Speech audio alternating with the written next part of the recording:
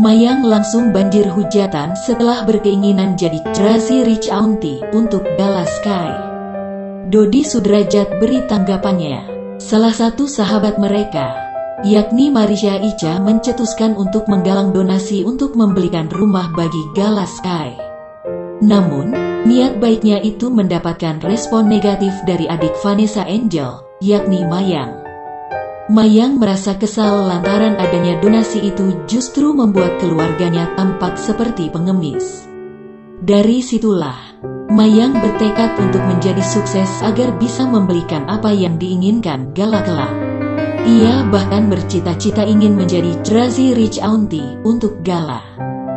Sebutan itu pun kini telah viral di tengah-tengah masyarakat.